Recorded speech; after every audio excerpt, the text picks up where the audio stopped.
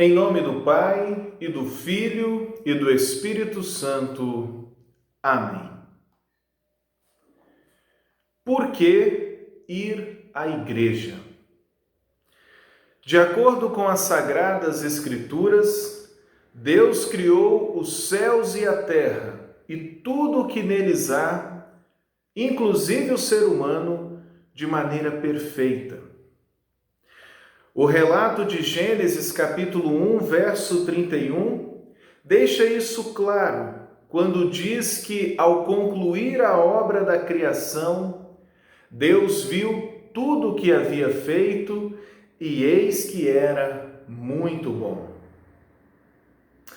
No entanto, a criação de Deus não permaneceu assim. O ser humano caiu em pecado, cedendo às tentações da serpente. E por causa disso, desde então, todas as pessoas naturalmente nascidas são concebidas e nascem em pecado. E isto foi reconhecido pelo rei Davi ao escrever o Salmo 51, no verso 5, quando ele confessa: Eu nasci na iniquidade e em pecado me concebeu a minha mãe. Isto significa que todos os seres humanos, após a queda, estão plenos de concupiscência e inclinação más. E por isso, não podem ter o verdadeiro temor de Deus e a verdadeira fé em Deus. Diante desta situação catastrófica em que o próprio ser humano se colocou e que não pode por si mesmo sair, Deus, em sua infinita misericórdia, providenciou a redenção para a sua criação. E conforme o Evangelho de Nosso Senhor, segundo São João, capítulo 3, verso 16, Deus amou o mundo de tal maneira que deu o seu Filho unigênito, para que todo o que nele crê não pereça, mas tenha a vida eterna. Dessa forma, aquele que não conheceu o pecado, Deus o fez pecado por nós, para que nele fôssemos feitos justiça de Deus. Através desta obra redentora que o próprio Deus em Cristo realizou pelo ser humano, fica evidente que o perdão, a vida e a salvação não são conquistas do ser humano, e sim presentes graciosos do Senhor. Em Efésios capítulo 2, versos 8 e 9, o apóstolo Paulo afirma isso aos seus leitores e ouvintes. E ali ele diz: porque pela graça vocês são salvos mediante a fé. E isto não vem de vocês, é dom de Deus, não de obras, para que ninguém se glorie.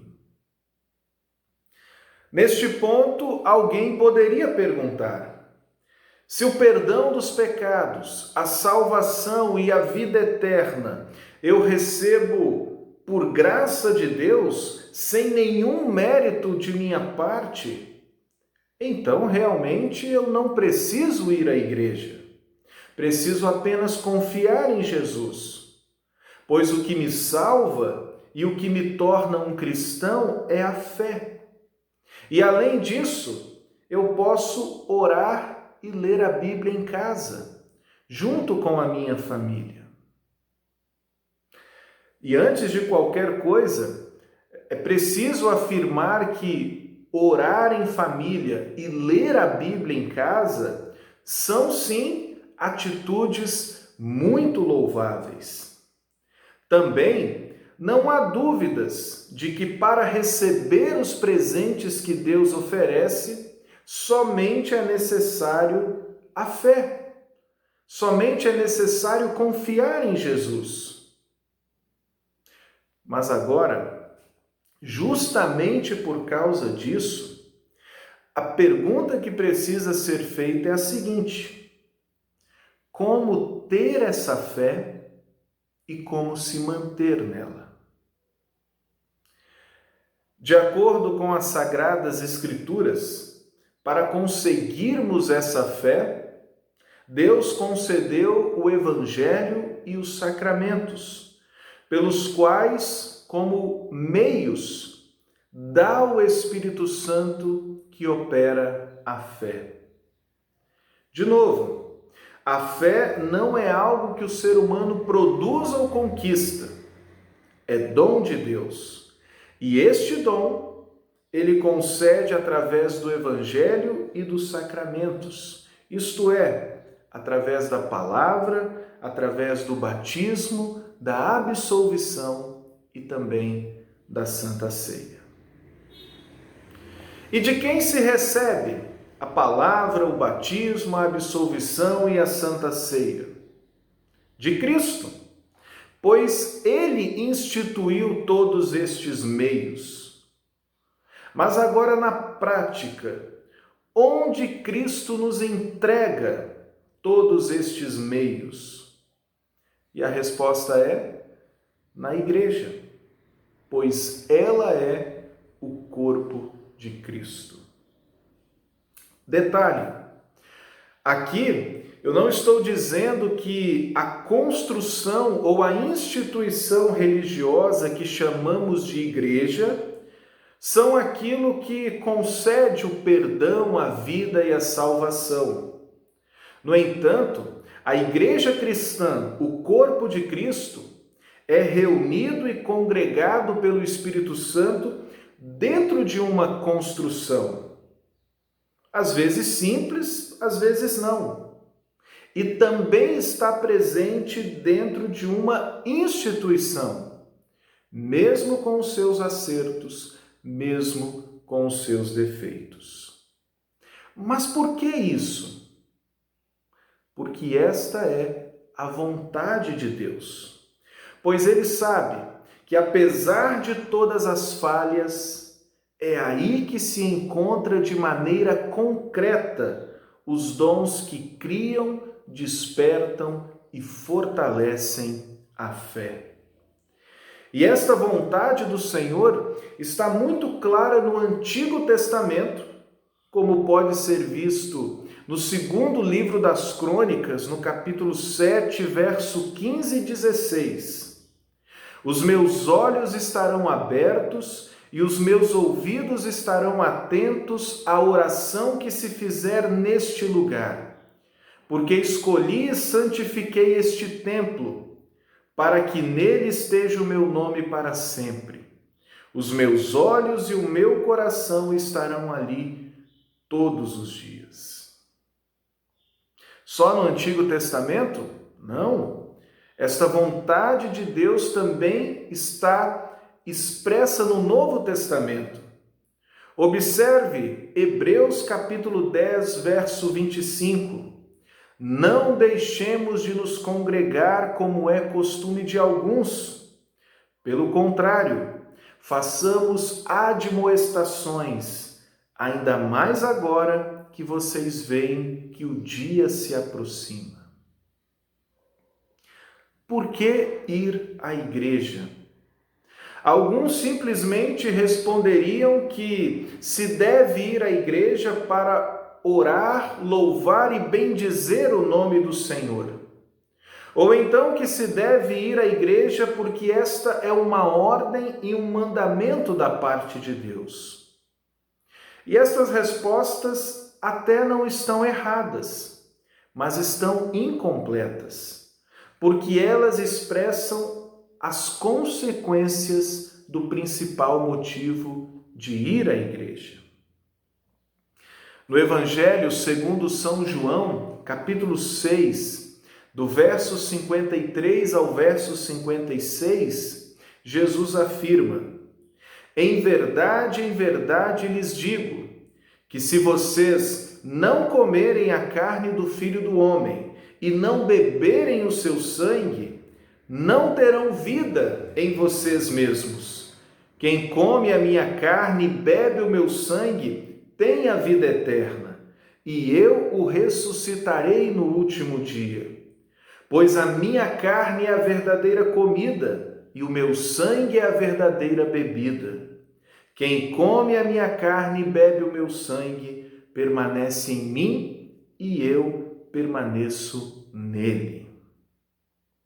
Ou seja, precisamos nos alimentar de Jesus.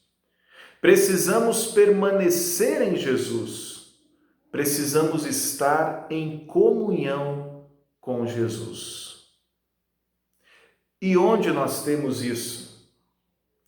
No batismo, Gálatas 3:27, porque todos os que foram batizados em Cristo, de Cristo se revestiram. Na Santa Ceia, 1 Coríntios 10:16, não é fato que o cálice da bênção que abençoamos é a comunhão do sangue de Cristo? E não é fato que o pão que partimos é a comunhão do corpo de Cristo?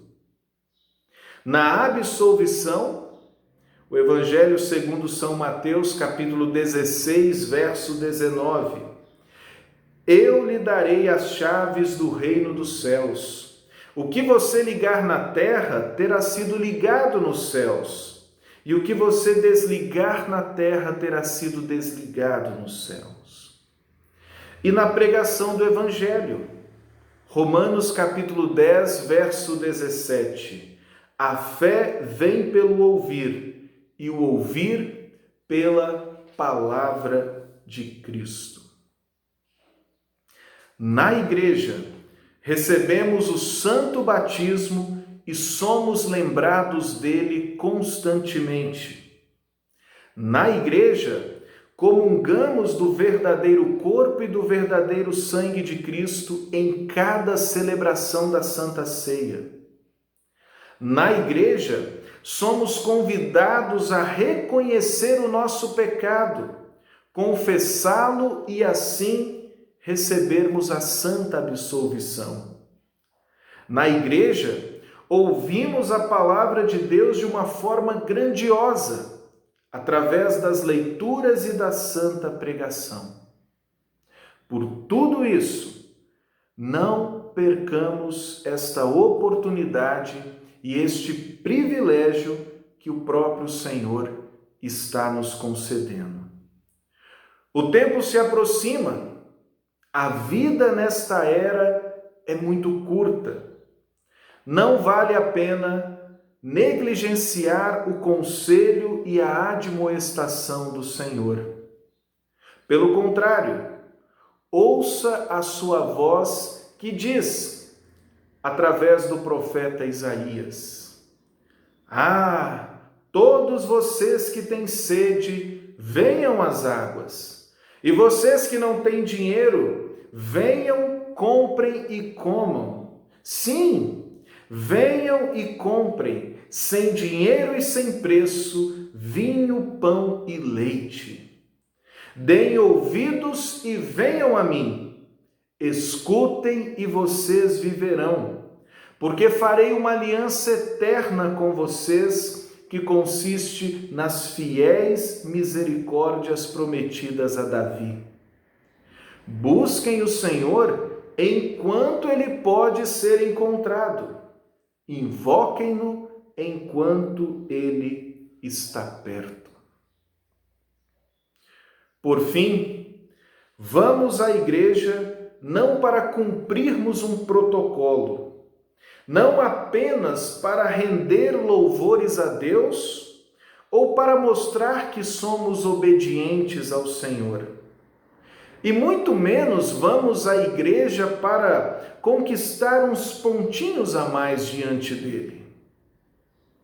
Nós vamos à igreja porque nós precisamos, urgente e constantemente, daquilo que se recebe nela.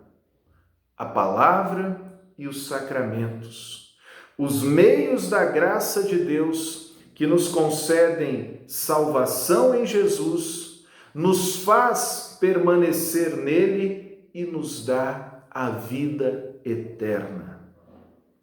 Em outras palavras, os dons de Deus que lá no início da reflexão nós destacamos ser os grandes presentes que Jesus conquistou para nós com a sua obra, nós os recebemos em e na igreja.